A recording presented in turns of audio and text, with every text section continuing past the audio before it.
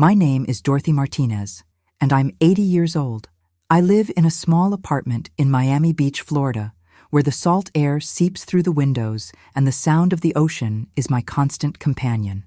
But this story doesn't begin here, in this place of relative peace. No, this story begins on the worst day of my life, a day that happened 15 years ago when I was 65 and thought my hardest years were behind me.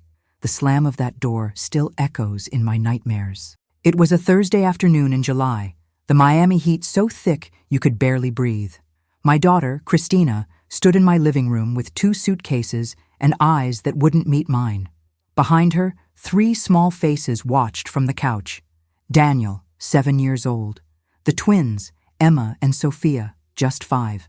My grandbabies, my heart, my everything. "Mama, I can't do this anymore," Christina said, and her voice was flat, emotionless, like she was reading from a script she'd memorized. "I never wanted to be a mother.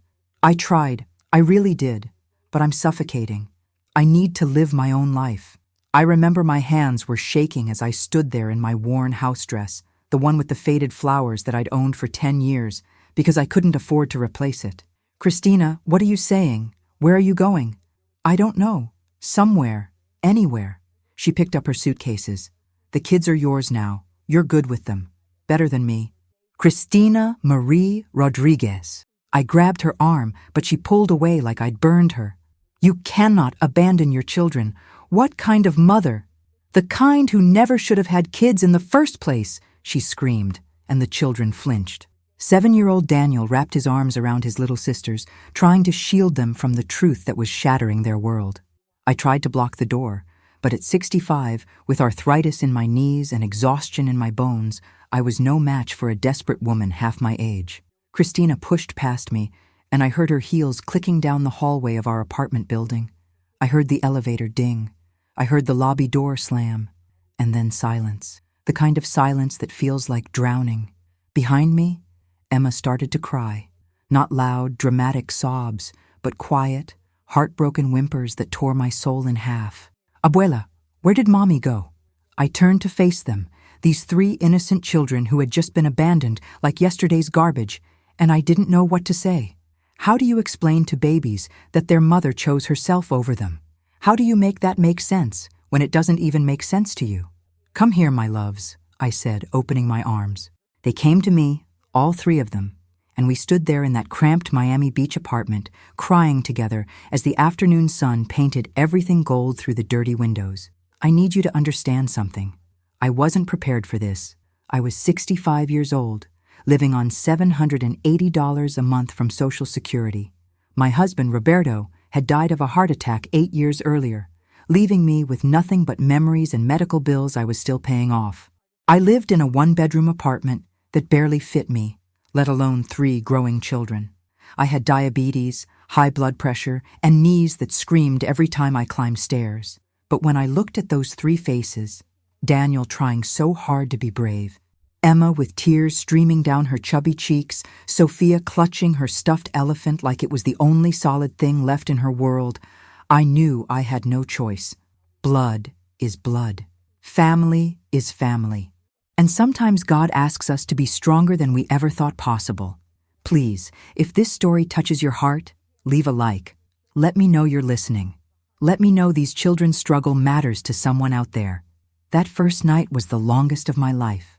I gave the children my bed, all 3 of them squeezed together like puppies, while I tried to sleep on the couch that was too short for even my 5'2" frame.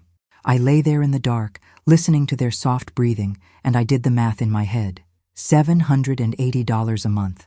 Rent was $450. That left $330 for everything else. Food, electricity, water, clothes, school supplies. 3 children who would grow, who would need shoes and backpacks and lunch money. It was impossible. Mathematically, financially, physically impossible. But I'd survived impossible before. I'd survived immigrating from Cuba at age 20 with nothing but the clothes on my back. I'd survived raising Christina alone after Roberto spent our early years drinking his paychecks away before finally getting sober.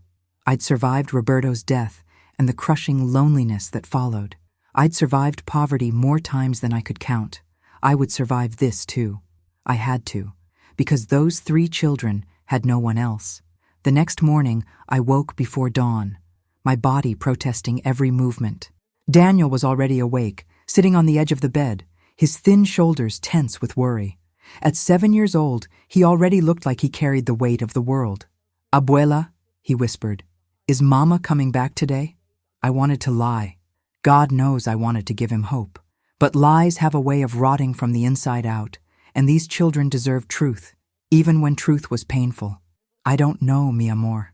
But what I do know is that you have me, and I will never leave you. Do you understand? Never.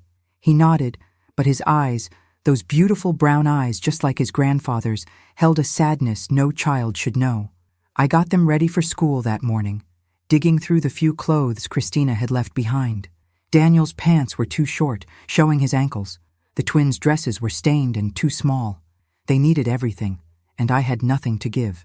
But I packed them lunches with the little food I had, peanut butter sandwiches on the discount bread I'd bought 3 days before it expired.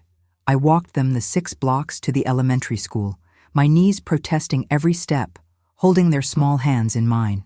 Other parents drove past us in air-conditioned cars, and I felt the shame burn hot in my chest. Not for me. I'd long ago stopped caring what people thought of my poverty, but for these children who deserved so much more. At the school entrance, Emma clung to my leg. "Abuela, what if Mama comes while we're at school? What if she leaves again before we get back?" My heart shattered into 1,000 pieces. "If she comes, I'll tell her to wait. I promise." But we both knew Christina wasn't coming back. Not today, not tomorrow, maybe not ever. After I dropped them off, I walked back to the apartment, and that's when reality truly hit me. I had 3 children depending on me, and I was failing before I'd even started. I needed help, but who could I turn to? My sisters were back in Cuba. My few friends in Miami were as poor as I was, scraping by on Social Security and food stamps. Christina's father, the children's grandfather, had been dead for years. I sat at my small kitchen table, the one with the wobbly leg I'd never fixed, and I prayed. Not the pretty prayers you say in church, but the desperate, ugly prayers you say when you're drowning and God is your only lifeline. "Please," I whispered to the ceiling, to the universe, to whoever was listening. "Please show me how to do this. I'm not strong enough alone." And you know what happened? Nothing. No voice from heaven. No miraculous check in the mail. No solutions appearing out of thin air. Just the hum of my old refrigerator and the sound of my neighbor's television through the thin walls. But I got up anyway. Because that's what you do when children are counting on you. You get up, you put one foot in front of the other, and you figure it out as you go. I walked to the local church, St. Mary's, where I'd been going to Mass since I moved to Miami Beach 20 years ago. Father Thomas was in his office, a kind man in his 60s with gray hair and understanding eyes. "Dorothy," he said when I knocked on his open door. "Come in, please." I told him everything. The abandonment, the children, the money I didn't have. He listened without judgment, and when I finished, he reached into his desk drawer and pulled out an envelope. "The church has an emergency fund for situations like this. It's not much, but it's something." He handed me the envelope. Inside was $300. I wanted to cry, but I'd cried enough. Instead, I took that money like the blessing it was. "Thank you, Father. I'll pay it back, I swear." "Dorothy." He placed his hand over mine. "This is a gift, not a loan. Use it for the children. That's all God asks." That $300 bought us 2 weeks. I bought food, real food, not just rice and beans, but chicken and vegetables and milk. I bought the children new shoes because theirs had holes in the soles. I bought Daniel a backpack because he'd been carrying his books in a plastic grocery bag. But 2 weeks isn't forever, and when that money ran out, reality came crashing back. I needed income. Real, steady income. But who was going to hire a 65-year-old woman with diabetes and bad knees? I tried everywhere. The grocery store said I was overqualified. The fast food restaurant said they needed someone who could stand for 8-hour shifts. The retail stores took one look at my gray hair and wrinkled face and told me they'd keep my application on file, which we both knew meant never. After 2 weeks of rejection, I was sitting on a bench outside the public library, trying not to cry, when an older woman sat down next to me. She looked to be in her 70s, with pure white hair pulled back in a bun and kind eyes behind thick glasses. "You look like you're carrying the weight of the world," she said. I don't know why I told her. Maybe because I was desperate. Maybe because she had a grandmother's face, the kind that makes you feel safe. But I told her everything. And she listened, really listened, in the way people rarely do anymore. When I finished, she reached into her purse and pulled out a business card. "My name is Ruth Goldstein. I run a small cleaning business, mostly vacation rentals here in Miami Beach. I need someone reliable, someone who won't steal from my clients, someone who'll treat their homes with respect. The pay isn't great, $12 an hour, but it's flexible hours, and you can bring your grandchildren with you sometimes if the clients don't mind." I took that card like it was made of gold. "When can I start?" "Tomorrow morning, 6 a.m. I'll pick you up." And just like that, God had answered my prayer. Not with a miracle, not with winning the lottery, but with Ruth Goldstein and a cleaning job that would break my back but save my family. Comment below what city you're watching from. I want to know these children's story is reaching people everywhere. That first morning, Ruth picked me up at 5:45 a.m. in her old Toyota, and we drove to South Beach, to the high-rise condos where tourists paid $300 a night to stay. My job was simple: clean the apartments after guests checked out, strip the beds, wash the sheets, scrub the toilets, mop the floors, make everything perfect for the next visitor. It was hard work, the kind that makes your body scream. My knees, already bad, got worse. My hands, covered in cleaning chemicals, cracked and bled. By the end of that first week, I could barely walk. But it was money. $12 an hour, 30 hours a week. That was $360 a week, almost $1,500 a month. Combined with my Social Security, I had $2,300. We could survive on that. Barely, but we could. The children adjusted to their new life the way children do, with resilience that broke my heart. Daniel became my little helper, too serious for his 7 years. He'd wake up early to make breakfast for his sisters, cereal with the last of the milk, toast with butter if we had it. He'd walk them to school, holding their hands, protecting them from the world that had hurt them. Emma, the more sensitive of the twins, cried herself to sleep most nights. I'd hold her, stroking her hair, singing the lullabies I'd sung to Christina when she was small. "Mama will come back, right, Abuela? She just needs time to think." And I'd lie, because sometimes lies are kinder than truth. "Yes, mi amor, she'll come back." But I knew Christina wasn't coming back. Not now, maybe not ever. And part of me didn't want her to. You don't get to abandon your children and then waltz back in when it's convenient. You don't get to break their hearts and expect forgiveness. Sophia, the younger twin by 3 minutes, responded differently. She became quiet, withdrawn.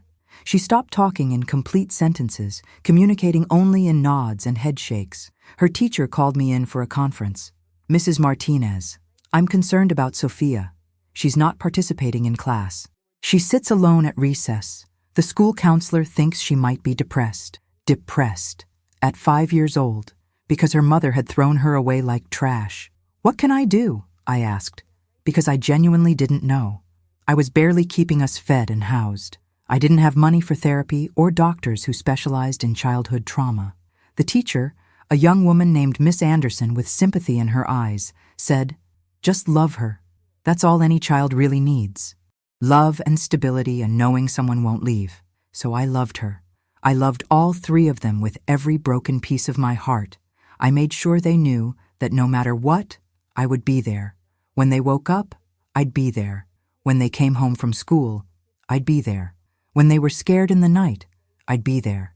And slowly, so slowly you could barely see it, they started to heal. Or at least they started to build scar tissue over the wounds. 6 months after Christina left, we'd fallen into a routine. I'd wake at 4:30, make breakfast, get the children ready for school, drop them off, work my cleaning shifts, pick them up, make dinner, help with homework, give baths, read stories, tuck them in, and collapse into bed. Then I'd wake up and do it all again. I lost 20 pounds. My diabetes got worse because I'd skip meals to make sure the children had enough food. My blood pressure spiked, but we were surviving. That was the important thing. We were still here, still together, still fighting. Then, On a cold December morning, 8 months after the abandonment, everything changed. I was cleaning a penthouse apartment on Collins Avenue, one of those places with floor-to-ceiling windows overlooking the ocean, the kind of place I'd never be able to afford in 1,000 lifetimes. The owners, a retired couple from New York, were kind people who always left me a $20 tip and fresh fruit in the kitchen that they told me to take home. I was scrubbing the marble bathroom when I heard a knock on the door. Ruth had said no one was supposed to be here today. Confused, I opened the door to find a woman in her 40s, professionally dressed, with a kind but serious face. "Dorothy Martinez?" she asked. "Yes? I'm Angela Morrison from Child Protective Services. I need to speak with you about your grandchildren." The world tilted. Child Protective Services. The words every guardian's nightmare. I invited her in, my heart pounding so hard I thought I might have a heart attack right there on that expensive marble floor. "Mrs. Martinez, we received a call from Daniel's school. He told his teacher that you sometimes don't have enough food at home, that you've been sick but can't afford to see a doctor, and that the 3 children are sleeping in your bed because you don't have space for them." Every word was true. Every word was also exactly the kind of thing that got children taken away from grandmothers who loved them but couldn't provide everything they needed. "Please," I said, and I didn't care that I was begging. "Please don't take them. They've already lost their mother. If you take them from me too, it will destroy them." Angela sat down on the pristine white couch, and I saw something in her face, something that looked like sympathy. "Mrs. Martinez, I'm not here to take your grandchildren. I'm here to help, but we need to improve the living situation. 3 children can't sleep in one bed with their grandmother. You need proper food, proper medical care. I'm going to give you 90 days to make significant improvements. If I don't see progress, I'll have no choice but to recommend foster care. 90 days, 3 months to do the impossible." After she left, I sat in that beautiful apartment and cried. Not quiet, dignified tears, but ugly, desperate sobs that shook my whole body. How was I supposed to make things better? I was already working as much as my body could handle. There was no more money, no more hours in the day, no more strength left in my bones. But then I remembered what I'd told the children. "I will never leave you." I'd made a promise, and Dorothy Martinez keeps her promises. That night, after the children were asleep, I sat at my kitchen table and made a plan. I needed more money, which meant more work. Ruth's cleaning business could only give me so many hours. I needed something else, something I could do from home, something that didn't require standing for hours on my failing knees. I thought about what I was good at. Cleaning, obviously. Cooking, though our meals were simple. Sewing. I'd been sewing my whole life, making and mending clothes because we could never afford to buy new. Sewing. That was it. The next day, I went to the thrift store and bought an old sewing machine for $15. It was broken, but I fixed it, the way I'd learned to fix everything over a lifetime of poverty. Then I put a sign up at the laundromat: alterations and repairs, reasonable prices. The first week, no one called. The second week, I got 1 job, hemming a pair of pants for $5. The third week, 3 jobs. By the end of the month, I was making an extra $100 a week, sewing late into the night after the children were asleep, my old eyes straining in the dim light of my one good lamp. It wasn't enough, but it was something. I also went to the food bank, swallowing my pride, standing in line with other desperate people to receive boxes of donated food.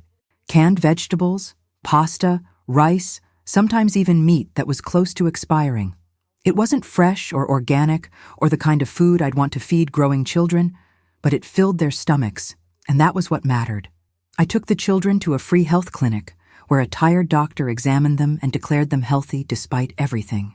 She gave me vitamins to give them, samples she'd gotten from pharmaceutical reps, and told me I was doing a good job. "You're keeping them together," she said. "In a world that wants to tear families apart, you're holding on. That's more important than having money." But money would help. God, how it would help. Slowly, painfully, things got a tiny bit better. Not good. We were still poor, still struggling, still living in a too-small apartment with not enough food and not enough money for anything beyond survival. But we were together. The children were in school, getting decent grades, making friends. They were healing. Daniel had stopped asking when his mother was coming back. Emma smiled more often than she cried. And Sophia, quiet Sophia, had started talking again, full sentences about her day and her dreams and the cat she wanted to adopt if we ever had money for pet food. When Angela Morrison came back for her 60-day check-in, she found us eating dinner together, the children's homework spread across the table, the apartment cleaner than it had been before. Not perfect. We'd never be perfect, but better. "Mrs. Martinez," she said, and there was surprise in her voice. "I have to admit, I'm impressed. You're working 2 jobs, the children are thriving in school, and despite your limited income, you've managed to create a stable home. Does that mean—" "Yes, I'm closing the case. The children can stay with you." I cried then, tears of relief so intense I thought I might collapse. The children could stay. My babies could stay. But I need you to know something important. This isn't where my story ends. Not even close. Because life has a way of getting harder before it gets better. And we were about to face challenges I never could have imagined. If you're still with me, thank you. Thank you for bearing witness to our struggle. Please, give this video a like. Let me know you're listening. These children's story deserves to be heard. 2 years passed. 2 years of working cleaning jobs and sewing late into the night. 2 years of birthday parties with homemade cakes instead of store-bought ones. 2 years of thrift store clothes and library books instead of new toys. 2 years of barely making it, but making it nonetheless. Daniel was 9 now, growing tall and thin, all elbows and knees. The twins were 7, Emma becoming more outgoing and Sophia still quiet, but no longer silent. They were good kids, great kids actually. Respectful and kind and aware, in the way children of poverty are, that every dollar mattered, every meal was precious, every day of stability was a gift. They'd stopped asking about Christina. Her name became taboo in our household, a wound we all silently agreed not to touch. But I knew they thought about her. I'd see it in their eyes sometimes, when they'd watch other families at the park, mothers pushing their children on swings, fathers throwing balls. They'd watch with a hunger that had nothing to do with food and everything to do with what they'd lost. I'd remarried by then, in a sense, not to a person, but to exhaustion. I was 67 years old and felt like 90. My diabetes was barely controlled. My blood pressure required medication I couldn't always afford. My knees had deteriorated to the point where climbing stairs made me cry. But I kept going, because what choice did I have? Then, on a Tuesday in March, something happened that would change everything. I was sewing a wedding dress, a rush job for $50 that I desperately needed. The bride had gained weight and needed the dress let out before her Saturday wedding. It was delicate work, and I was concentrating so hard that I didn't hear the children come home from school at first. But then I heard Daniel's voice, strained and urgent. "Abuela, abuela, come quick!" I rushed to the living room, my heart pounding, expecting blood or broken bones or some childhood catastrophe. Instead, I found all 3 children huddled around Daniel's school laptop, their faces pale and shocked. "What is it? What's wrong?" "Mama," Sophia whispered, pointing at the screen. "We found Mama." My blood turned to ice. I looked at the laptop and saw Christina's face staring back at me from a Facebook profile. Not the Christina who'd left us, desperate and broken. This Christina was smiling, her hair professionally styled, wearing expensive clothes. Her profile said she lived in Los Angeles now, worked as a wellness coach, whatever that meant. And there, in her photos, was a man.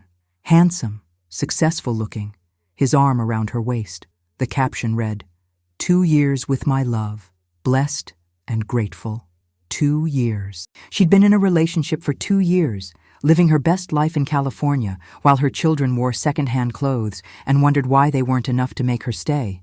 The children were silent, processing this information, trying to reconcile the mother who'd abandoned them with this woman who looked so happy, so complete, so utterly unbothered by the 3 hearts she'd broken. "Why?" Emma finally asked, and her voice cracked. "Why did she leave us if she was just going to be happy somewhere else? Were we really that terrible?" I gathered all 3 of them into my arms, even though Daniel was getting too big to hold, even though my body protested the weight of 3 children. "No, my loves, this has nothing to do with you. Your mother is broken in ways that have nothing to do with how wonderful you are. But I don't think they believed me. How could they, when the evidence was right there on the screen? Their mother had chosen a new life over them, and she was thriving in that choice. That night, after the children finally fell asleep, I did something I'd sworn I'd never do. I sent Christina a message. Your children found your Facebook today. Do you know what that did to them? Do you care? They needed you, Christina. They still need you. And you're out there playing happy families with some man while I struggle to keep them fed and housed. You should be ashamed. I raised you better than this. I didn't expect a response. Why would she respond after 2 years of silence? But 3 hours later, at 1 a.m, my phone buzzed. I know you hate me. I hate myself, but I couldn't breathe, Mama. I was drowning. Every day I felt like I was dying. Please understand. I had to save myself. I stared at that message for a long time, feeling a rage so intense it scared me. Save herself. She'd saved herself by destroying her children. That wasn't salvation. That was selfishness. I typed back, "Don't contact me again. Don't contact them. You made your choice. Live with it." And she did. For 13 more years, Christina lived with her choice, and we lived with ours. Let me fast forward, because I could spend hours telling you about every struggle, every small victory. Every night I cried myself to sleep wondering if I was doing enough. But you need to know how we survived, how we more than survived. When Daniel was 12, something miraculous happened. He'd always been good at math, the kind of good that made his teachers say he was gifted. But our school district didn't have resources for gifted programs, so he was just bored, doing multiplication tables while his brain wanted calculus. Then a teacher, Mr. Patterson, a young man fresh out of college with idealism still intact, noticed. He started staying after school with Daniel, teaching him advanced math, preparing him for competitions. And Daniel, my brilliant grandson, started winning those competitions, first locally, then regionally, then statewide. With those wins came something we'd never had before: scholarship opportunities, organizations that wanted to invest in smart kids from poor backgrounds. By the time Daniel was 14, he had a full scholarship to a private high school in Coral Gables, the kind of school where kids drove BMWs and wore designer clothes. I worried he'd be bullied for being poor, for being the scholarship kid. But Daniel, wise beyond his years, didn't care what they thought. He went to that school. He worked harder than anyone, and he graduated valedictorian. The twins followed a different path. Emma discovered she could sing. I don't mean she could carry a tune. I mean she had a voice that made you stop whatever you were doing and just listen. The first time I heard her really sing, in the church choir when she was 10, I cried. It was like God had reached down and touched her vocal cords. Sophia, still the quieter twin, found her voice in writing. She'd fill notebooks with stories, beautiful, heartbreaking stories about families and loss and hope. Her 8th grade teacher entered one of her stories in a statewide competition, and she won. The prize was $500 and publication in a real literary magazine. My children, these 3 babies I'd raised on nothing but love and determination and whatever money I could scrape together, were becoming something extraordinary, and they did it despite Christina, not because of her. Daniel got into MIT, full scholarship, every penny covered. I watched him walk across that stage to receive his acceptance letter, and I sobbed so hard I couldn't see. My grandson, the son of an absent mother raised by a poor grandmother in a cramped Miami Beach apartment, was going to one of the best universities in the world. Emma got a scholarship to Berklee College of Music in Boston. Sophia got into Columbia University for creative writing, also on full scholarship. All 3 of them were leaving, going north to chase dreams I'd helped them build. And I was so proud, I thought my heart might explode, even as I was terrified of being alone again. But they didn't forget me. Even when they were drowning in college work, even when they were building their own lives, they called every Sunday. They sent money when they could, even though I told them not to. They came home for Christmas and spring break, filling my apartment with noise and laughter and love. And they succeeded. God, how they succeeded. Daniel graduated from MIT and got a job at Google in California, making more money than I'd ever dreamed existed. Emma's music career took off, not famous, but successful enough that she could support herself doing what she loved. Sophia became a published author, her first novel about a grandmother raising her grandchildren becoming a bestseller. They bought me a house. Can you believe that? My 3 grandchildren, all in their 20s, pooled their money and bought me a small house in a nice neighborhood in Miami, with 2 bathrooms and a real kitchen and a garden where I could grow tomatoes. After a lifetime of cramped apartments and poverty, I had a house. I was 75 years old, and for the first time in my life, I wasn't struggling. I could pay my bills, buy groceries without calculating every penny, even go to the doctor when I needed to. The children had saved me, the way I'd once saved them. And Christina? We hadn't heard from her in 13 years. Not a call, not a letter, nothing. She'd become a ghost, a painful memory we'd learned to live with. Until today, until 3 weeks ago, when everything changed one last time. I was in my garden, pulling weeds, enjoying the Miami sunshine, when a car pulled up in front of my house. Not just any car, but an expensive one, sleek and black and shining. I didn't recognize it, so I stood, my knees protesting, shielding my eyes from the sun to see who was visiting. The driver's door opened, and a woman stepped out. For a moment, I didn't recognize her. She was thin, almost frail, her hair gray now instead of the dark brown I remembered. She wore expensive clothes, but they hung on her like she'd lost weight she couldn't afford to lose. Then she turned, and I saw her face, older, lined with wrinkles and years, but unmistakably her, Christina, my daughter, the woman who'd abandoned her children 15 years ago. She stood there by the car, just looking at me, and I saw tears on her face. "Hi, Mama," she said, and her voice cracked. I didn't move, couldn't move. 15 years of anger and hurt and betrayal froze me in place. "What are you doing here?" My voice was cold. Good. Let her hear the ice in it. She took a step forward, and I held up my hand, stopping her. "I asked you a question. What are you doing here?" "I came to see you, to see the kids, to explain." I laughed, and it was bitter and hard. "Explain? You think you can explain abandoning your children? You think there's an explanation that makes that okay?" "No."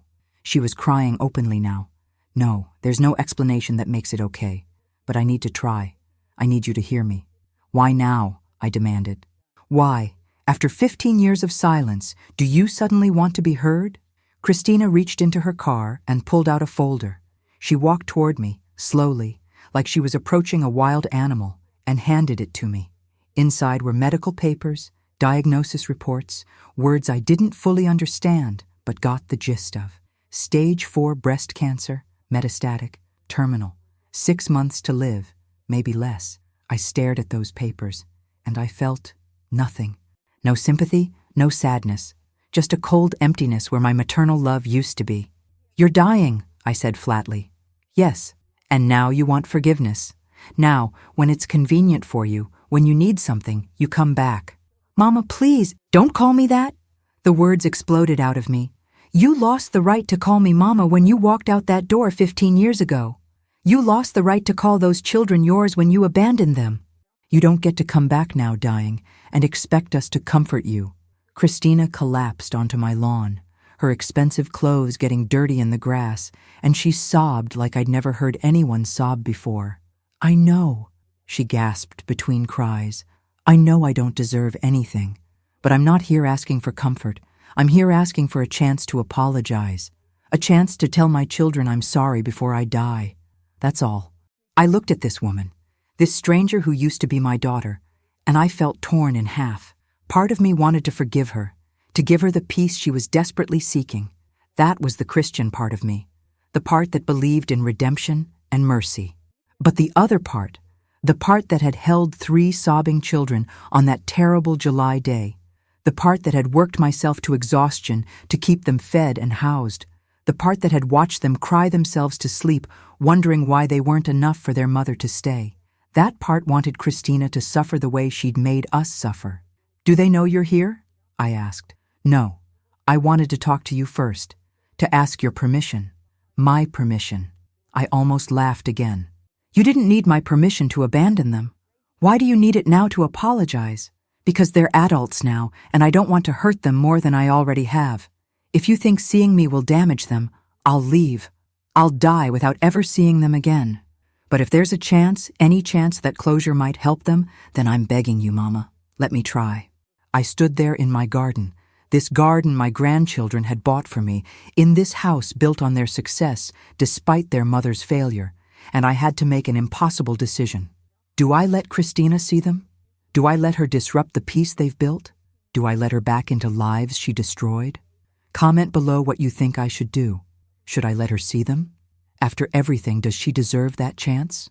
I didn't answer Christina right away. Instead, I told her to wait in her car while I went inside to think. She nodded, defeated, and walked back to that expensive vehicle that probably cost more than I'd earned in 10 years. Inside my house, I sat at my kitchen table, the one Daniel had bought me, and I called them. All three of them. Conference call, because this decision wasn't mine alone to make. Abuela? Daniel answered first, concerned. Is everything okay? You never call during work hours. I need to tell you something, and I need you to listen without interrupting. I told them. Everything. Christina showing up, the cancer, her request to apologize. The silence that followed was deafening. Finally, Emma spoke, her voice small and hurt. She's dying? Yes, mi amor. 6 months, maybe less. Good. The word came from Sophia, cold and hard, so unlike my gentle granddaughter. Let her die alone. She left us alone. She doesn't get to come back now and ask for forgiveness just because she's scared of what comes after. Sophia, I started, but she cut me off. No, Abuela. I'm sorry, but no. I've spent 15 years building a life despite what she did to us. I wrote a whole book about it, about the trauma of abandonment, about learning to be okay when your own mother thinks you're not worth staying for. And now she wants to come back and what? Hear me say it's okay? That I forgive her because she's dying? That's not fair. That's not right. She's our mother, Emma said quietly. Doesn't that count for something? She stopped being our mother the day she walked out, Daniel said, and his voice was measured, controlled, the voice of the engineer who dealt in logic and facts. Biologically, yes, she's our mother, but in every way that actually matters, she's a stranger who hurt us very badly. So you don't want to see her? I asked. Another long silence. I didn't say that, Daniel finally admitted. I don't know what I want. Part of me wants to see her and scream at her for everything she put us through. Part of me wants to tell her exactly what her abandonment did to us, how it shaped us, how it broke us in ways we're still discovering. And part of me wants to never see her again, to let her die, wondering if we ever thought about her. I want closure, Emma said. I want to look her in the eye and understand why we weren't enough, why her freedom was worth more than our childhood. I need to hear her say it, whatever it is, so I can finally let it go. Abuela, Sophia said, and now she was crying. What do you think we should do? And that was the question, wasn't it? What did I think? I'd spent 15 years hating Christina for what she'd done, for the burden she'd placed on my aging shoulders, for the trauma she'd inflicted on 3 innocent children. I'd wished terrible things on her in my darkest moments, things I'm ashamed to admit even to myself. But now, faced with the reality of her death, I found something surprising in my heart. Not forgiveness, not yet, but maybe the beginning of it, a softening of the edges of my rage. I think, I said slowly, choosing my words carefully, that you need to do what will give you peace. Not her. She doesn't matter anymore. But you, my beautiful grandchildren, you matter. And if seeing her, hearing her out, will help you finally close this chapter of your lives, then I think you should do it. But if it will hurt you more, if it will reopen wounds that have finally healed, then you have every right to say no. Can we think about it? Daniel asked. Of course, mi amor. She's staying at a hotel. She said she'll wait for our answer. After we hung up, I went back outside. Christina was still in her car, her head resting on the steering wheel. When she saw me, she straightened, hope and fear warring on her face. They know, I told her. They're thinking about it. They'll let you know. Thank you, Mama. Thank you. Don't thank me yet. And don't get your hopes up. These children owe you nothing. Remember that. She nodded, started her car, and drove away, leaving me alone in my garden with thoughts too complicated to untangle.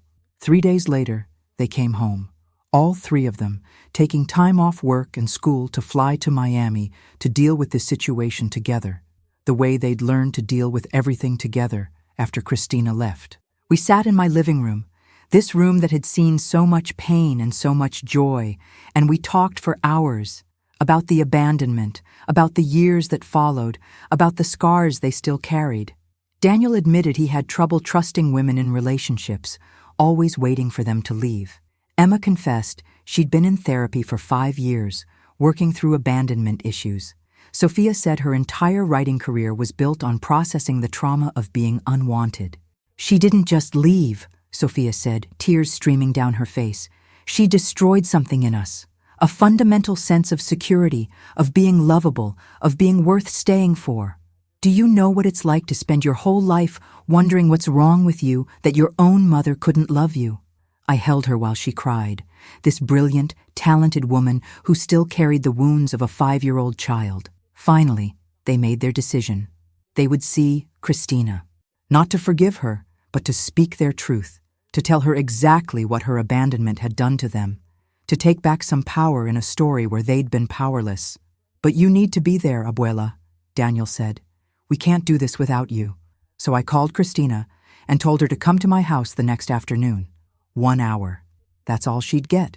1 hour to face the children she'd abandoned and hear the consequences of her choices. That night, none of us slept well.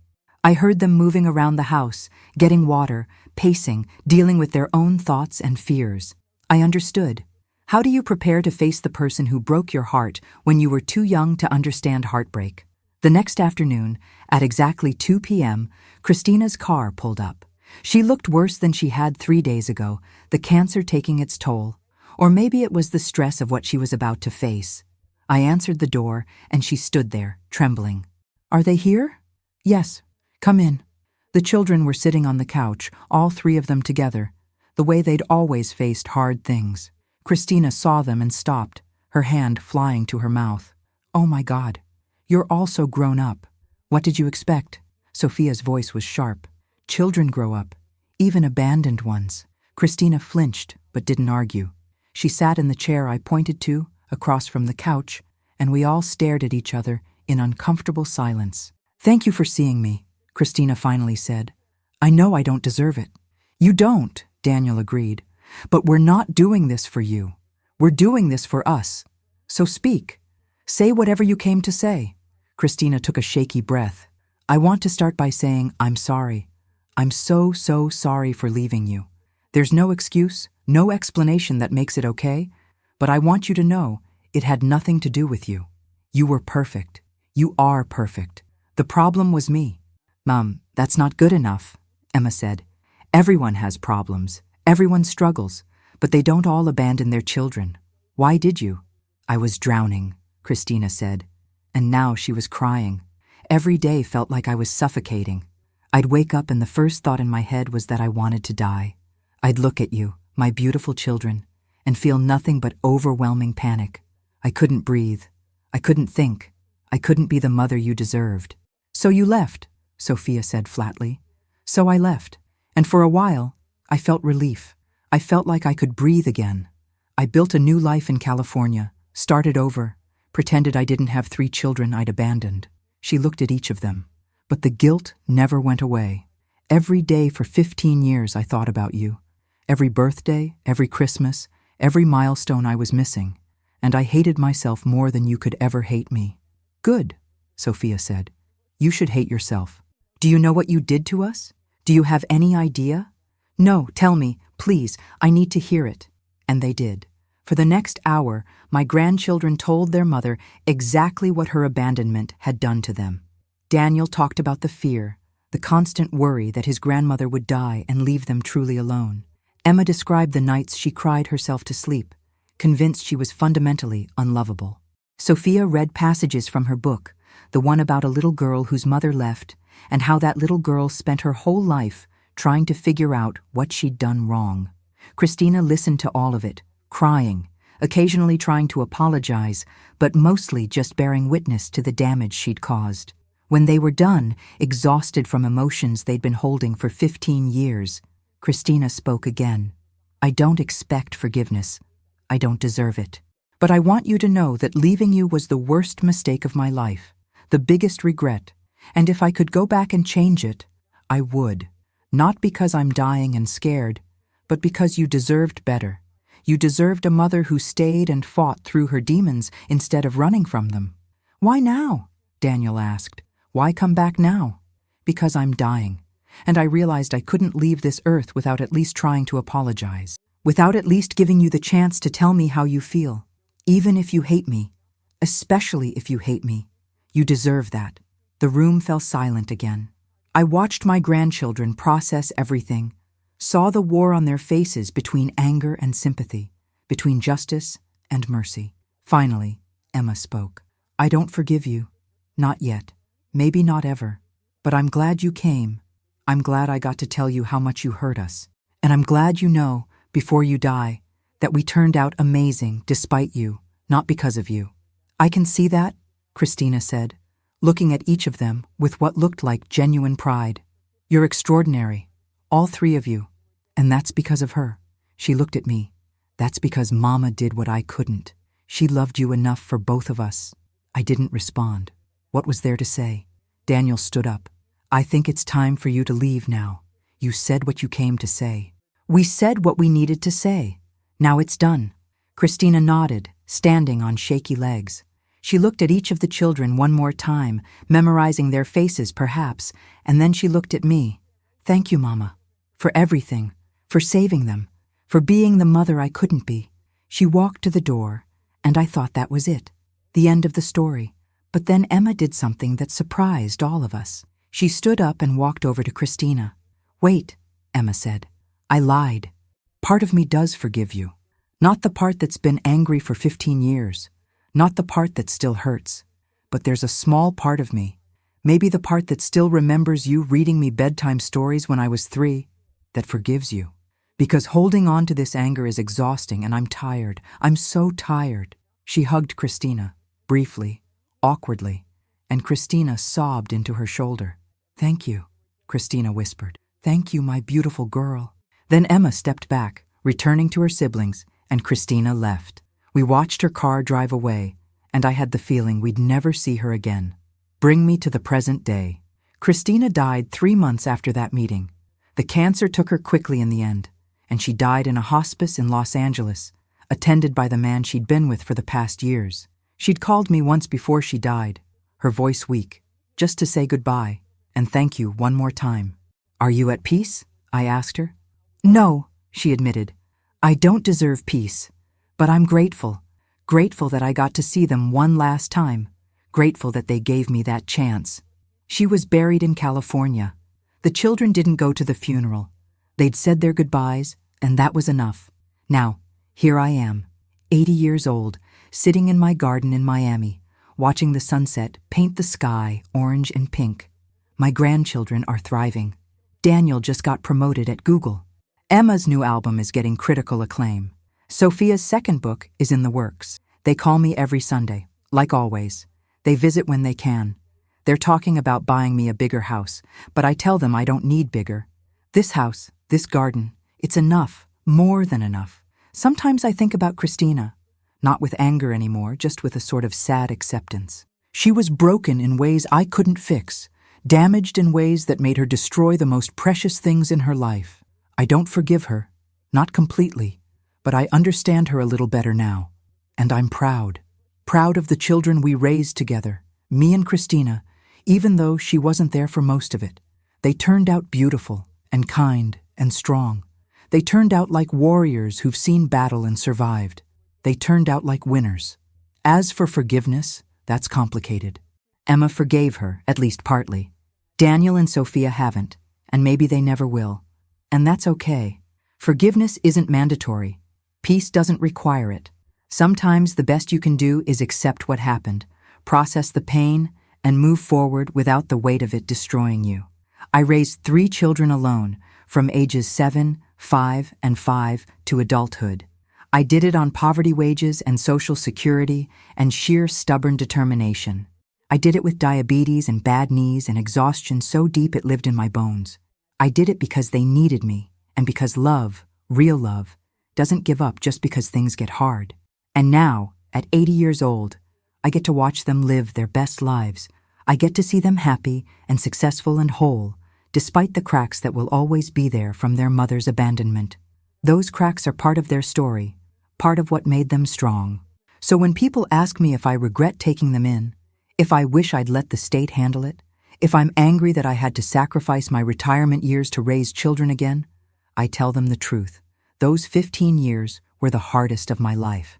They broke me in ways I'm still recovering from, but they were also the most important, the most meaningful, the most full of love, and I'd do it all again in a heartbeat.